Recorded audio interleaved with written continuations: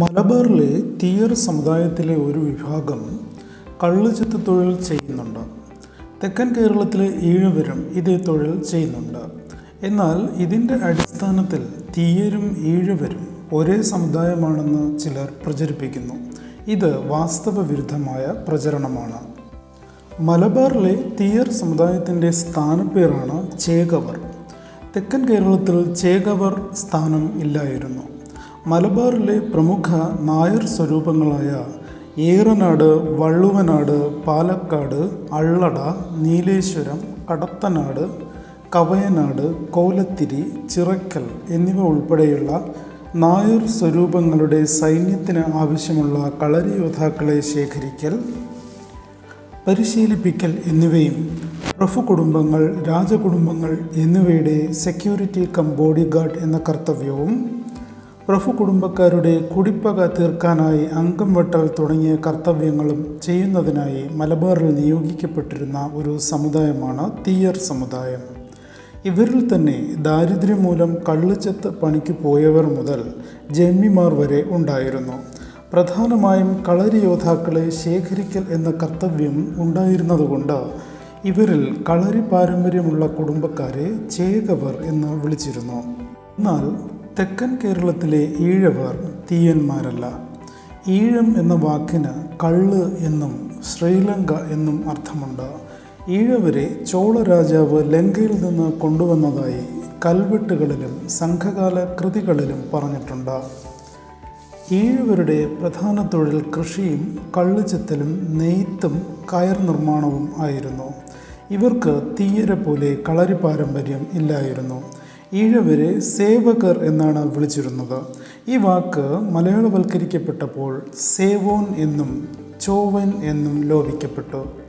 സാമൂഹിക അവസ്ഥയിൽ തീയരും ഈഴവരും തമ്മിൽ പ്രധാന വ്യത്യാസങ്ങൾ ഉണ്ടായിരുന്നു. 1947 മുമ്പ് ഈഴവരെ പുലയർ, പറയർ, കുറവർ തുടങ്ങിയ സമുദായങ്ങളുടെ പട്ടികയിൽ ആയിരുന്നു ഉൾപ്പെടുത്തിയിരുന്നത്.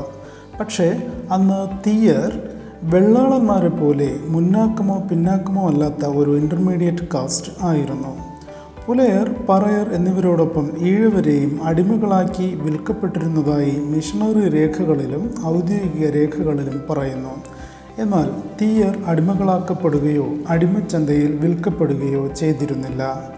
സാമൂഹിക പിന്നോക്കാവസ്ഥ നിലനിന്നിരുന്നതിനാൽ തെക്കൻ കേരളത്തിൽ പറയർ, പുലയർ, നാടാൻ എന്നിവർക്കൊപ്പം ഈഴവർ വ്യാപകമായി മിഷണറിമാരാൽ മതം മാറ്റപ്പെട്ടിട്ടുണ്ട്.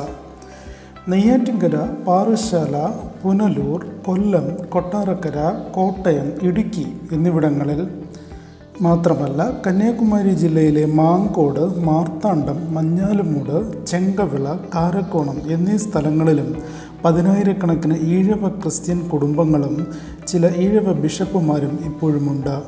എന്നാൽ സാമൂഹികാവസ്ഥയിൽ ഈഴവരേക്കാൾ മുന്നിൽ നിന്ന തീയർ സമുദായക്കാർ മിഷണറിമാരുടെ മതം മാറ്റത്തിന് വിധേയരാക്കപ്പെട്ടിട്ടില്ല.